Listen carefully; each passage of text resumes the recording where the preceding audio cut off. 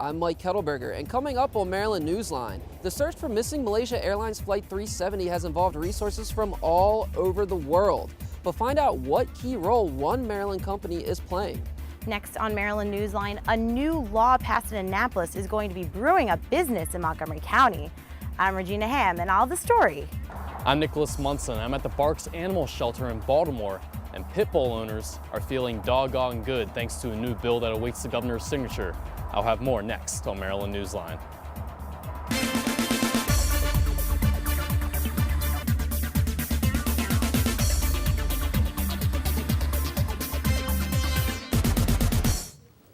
All eyes are on the ladies tonight, the University of Maryland women's basketball team, that is. I'm Lindsay Simpson, and this is Maryland Newsline. And I'm Mike Kettleberger. The road to the Final Four is a short one. Actually, it's just a plane flight away. Terps fans are gathering at the Comcast Center for a good luck send-off right now. CNS TV's Woody Wilder is there with this live report. Woody.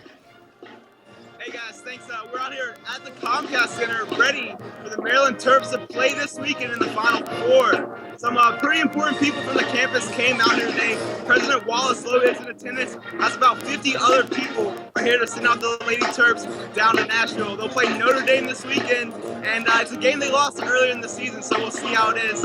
And just again here at the Comcast Center at the live send-off for the Maryland Terrapins as they go to the Final Four. Back to you guys. Thanks, Woody. Earlier today, I had the opportunity to chat with some of the players and head coach Brenda Fries, and these underdogs are ready to take Nashville and the Fighting Irish by storm. We're still the underdog. But that isn't stopping these Terps from dancing all the way to Nashville and the Final Four.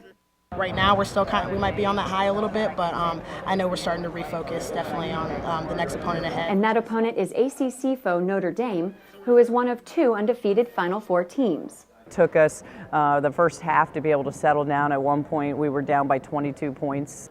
But the loss to Notre Dame this season isn't putting fear into these Turtles. Which is luckily someone we've matched up with before and had a really good game with, so I know the team is really positive going into it. As for being the underdog, we're the lowest seed in the Final Four, and I think people still don't think we have what it takes. But we're just believing in ourselves and staying together. They know they can play with them. But across campus, the excitement and support is mixed. From disdain. If I had to choose between the terrible men's basketball team versus the women's basketball team, I would choose the men's over the women's. To apathy. Nobody's been really talking about it around me, so I feel like it would probably be bigger if it was the men's. And a little confusion. I'm a big Ravens fan. I love it. And though it's harder to find, there are still some fans out there. It doesn't matter if it's women's or men's. I mean, if any team is having success, it's great for the campus, it's great for the university. But regardless of what the campus thinks, this is a big moment for the Terps, and they're enjoying every minute of it. We're making memories, we're getting gear, we're just having fun with one another, and I think that's the most important thing right now. You can watch the number 4 seeded Terps take on the number 1 seeded Notre Dame on Sunday night at 6:30 on ESPN. When it comes to Maryland's troubled healthcare benefit exchange, the questions still remain. Who knew what and when it came to the failures of the system? Those questions are key to a joint legislative hearing still underway at this hour in Annapolis. Legislative auditors are presenting state lawmakers with their review of the problem. And there are apparently more questions being asked than answered. CNS TV's Margot Shear has been in the hearing all afternoon and joins us live from Annapolis. Margot? Mike, the legislative audit's review of the exchange was conducted over a 60-day period. During that time, the auditors say they were given a limited number of documents to review. They essentially looked at the documents also made available to the public. The auditors say because those documents were so heavily redacted, the information was vague. And then they asked, were the documents they believe were withheld? Do they even exist? Tom Barnacle with Legislative Audits told lawmakers that they suspect, quote, there were more documents than what they saw, end quote. The auditors say, based on their observations, the exchange faced many challenges that remain to be resolved when it went online. The auditors say that the biggest issue was a lack of leadership, and there was no one to steer the ship, no project manager, no governance structure. There was also a lack of control board to approve the software changes in system testing. We learned in the hearing that a federal audit will have access to all of the documents involved with the healthcare exchange. Moving forward, Barnacle says those in charge need to be more involved with information technology. Reporting live from Annapolis, Margot Shear, CNS TV. Thanks, Margot. Since 2012, dog bites by pit bulls could bring harsher penalties on landlords, owners, and the dogs themselves than bites from other breeds. But that's about to change. CNS TV's Nicholas Munson went to Maryland's biggest animal shelter in Baltimore today to bring us the reaction. Nick? Thanks, Lindsay. Governor Martin O'Malley's signature is all that is needed to make the double standard from pit bulls and other breeds no more. Legally, a bite from Mazda would be no different than a pit bull bite. Girl. Pit bulls, a mixed breed that finds both popularity and a stigma. Wide reports of attacks on humans, as well as the dogs being used for fighting, have led to perceptions that they are prone to violence. Not everyone thinks that way, though. Sarah Dawson, who went to the Barks Animal Shelter in Baltimore to adopt one today, says there should be no double standard against pit bulls. It's not the dogs that are bad, it's the people that are bad. And you could take a poodle and make a poodle, just as a fight dog too. But after a 2012 Maryland Court of Appeals ruling, pit bulls were deemed inherently dangerous, which made both owners and their landlords strictly liable for damages if bites or attacks occurred. Barks was overrun with desperate owners unable to keep their dogs. And you see the children literally hug the dog, and so they have to let go, and it breaks your heart, so it's just not fair. But all of that may change soon if the governor signs a bill that both the House and Senate have approved. Pit bulls would no longer be considered inherently dangerous, so the breed wouldn't get singled out. Mike Dawson, Sarah's husband, says he rescued Damien, a pit bull, from a fighting ring in the city. But with proper training and companionship, Damien got along just fine. But he was been in a lot of fights. He was missing part of his left ear, marks all over his face. I mean, brutal. Today, Damien can be around anybody and be in an open room and be happy. And soon, there may be many more happy pit bulls and owners in Maryland. Legislators attempted to overrule the 2012 court ruling in a special session that year, as well as in 2013, but they finally got over the hump this year. Thanks, Nick. 3 rescue dogs from Fairfax County's search and rescue team are heading west to help find victims from the Washington mudslide. 3 specially trained dogs left this morning. They are a Labrador Retriever, German Shepherd, and a Border Collie. 30 people were killed in the March 22nd mudslide, and 17 are still listed as missing as of this morning. And the search for 8-year-old Relisha Rudd in Kenilworth Park is officially over. But today, D.C. police say they will pursue other leads. Police Chief Lanier said investigators have new leads that they will follow and pictures that they will release to the public. The pictures are of people who they would like to search, who they would like to identify and find. The search for Rudd began on March 19th after police learned of Rudd's many school absences. R&B singer Chris Brown is in custody tonight, awaiting transportation to D.C. for his upcoming misdemeanor trial. The U.S. Marshal Service took him into custody yesterday from a Los Angeles jail. Brown and his bodyguard are accused of hitting a man outside of a D.C. hotel in October. His trial is scheduled for later this month. Downed power lines left thousands of MARC and Amtrak train passengers stuck for hours on Thursday. Officials say an Amtrak train pulled down wires near the Bowie station this morning. The accident left a train with 177 people on board without power. Commuters should expect delays throughout the evening on trains between Baltimore and Washington. Governor Martin O'Malley joined students from 2 area universities at the State House today, taking part in a Google Plus hangout about STEM education. That is, education in science, technology, engineering, and math. The governor highlighted his administration's goal of increasing the number of college STEM degrees in Maryland by 40% by the end of 2015. And the governor says they're closing in on that goal. And he's also noted that students are at a prime location for post-graduation STEM careers.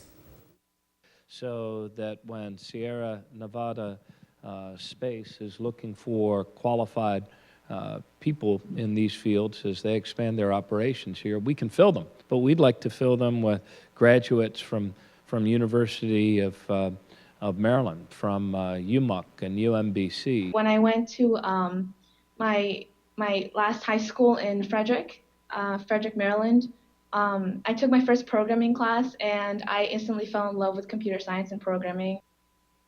O'Malley says the next step Maryland needs to take is to redesign the last year of high school so that students can enter college with more credits and with more STEM-related courses under their belts. The next man or woman on the moon could be a University of Maryland graduate. That's because, according to Governor O'Malley, more Marylanders than ever before are getting degrees in science, technology, engineering, and math, commonly known as STEM programs. The number of STEM graduates from Maryland colleges and universities increased by 37% over the past 7 years. The governor hopes to prepare students to compete in the economy of tomorrow. Coming up on Maryland Newsline, a local school gets a scare. And see how one local company is playing a critical role in the search for missing Malaysian Airlines plane. Stay with us. Welcome back to Maryland Newsline. A hero on the field becomes a champion in the pool. The Olympics may have wrapped up, but the Paralympics begin next week in Sochi. I met up with one former Paralympian who uses his success to help those fighting adversity. Came out the gates and won a gold in the 100, really taking a lot of pressure off the week. And then the day of the 400, was able to execute exactly the race that I wanted to. Came into the wall first and was able to stand on that podium again, stand in front of 18,000 people, including my mother and my brothers and my sister. I'm Brad Snyder, formerly a lieutenant with the Navy. For the last 7 years, I was an EOD officer, and part of our job was to train an Afghani assault element in how to conduct assault operations. I failed to identify an improvised explosive device that was buried into the ground. I sustained pretty severe lacerations and damage to my face, the only lasting injury being the loss of my sight. I've made it a personal mission to change as little as possible. You know, I kind of live now with a chip on my shoulder saying I'm going to make everything the way it once was. I was a collegiate swimmer before I joined the Navy and found a lot of solace in the pool, found a lot of comfort in being able to swim back and forth autonomously. I was able to compete in the Paralympics last year, which was an incredible experience. To be able to throw a new flag on my sleeve and represent Team USA was kind of getting some of that back, getting my ability to serve back, getting my ability to represent the USA on international soil and bring credit upon our country was awesome, was an incredible experience. There's a lot of power to maintaining a positive outlook, and being able to do that has allowed me to really look at the bright side of all the things that I've been able to do since being blind, and I really think that I've been more fortunate than not after injury. I have the ability to reach out and inspire people to do things that they didn't think that they were potentially capable of. And if I can reach those people, and if I can inspire them, or if I can identify future Paralympians or help people get past their own bouts of adversity, then that's something I want to do. The Winter Paralympic Games include adapted skiing, biathlon, hockey, and curling. Opening ceremonies are next Friday, March 7th. Transgender residents of D.C. now have some good news coming their way. Insurance companies in the nation's capital are no longer allowed to deny coverage for those wishing to have gender reassignment surgery. According to Mayor Vincent Gray, the new rule will now get rid of discrimination by healthcare providers against transgender individuals. The city already has several other laws in the books that ban other forms of discrimination against transgendered people. And it turns out that our area is rich in many things, including the rich. 3 towns in Maryland now hold the title as some of the wealthiest neighborhoods in the country. Bethesda, Chevy Chase, and Potomac are named in the recent survey, according to Business Insider. The average yearly income in the survey ranged between $450,000 and $600,000. The Bradley Manor Longwood neighborhood of Bethesda managed to claim the number 2 spot. And coming up on Maryland Newsline, a University of Maryland alum could be breathing life into Baltimore's waterfront. We'll explain. But first, see how Ms. Pac-Man and Donkey Kong get a facelift in one Prince George's County's garage. Stay tuned. A worker at the Child Development Center in Arlington is charged with assault tonight. Prosecutors say 47-year-old Vanessa Taylor of Temple Hills can be seen hitting and pushing children on a video at the daycare on Joint Base Meyer Henderson Hall. The children range in age from 18 months to 2 years old. They say your best self starts with a healthy body, and that includes the brain. Here in Maryland, we have some of the healthiest noggins, now ranked #1 for the best brains in the country. The study is a part of America's Brain Health Index and the Beautiful Minds Health campaign. Index authors say the high scores include a number of factors, including healthy diet, low rates of smoking, and few deaths from Alzheimer's. D.C. ranked 6th on the list. More than 3,000 homes are still without power tonight after high winds took Maryland and D.C. by storm. The 50-mile-per-hour winds took down power lines, leaving many people in the dark last night. Even the Capitol's lights didn't stay on. Crews worked all day to turn on everyone's lights, but tonight Dominion Electric has almost 700 without power. Pepco has close to 1,000 and BGE has almost 1,700 in the dark.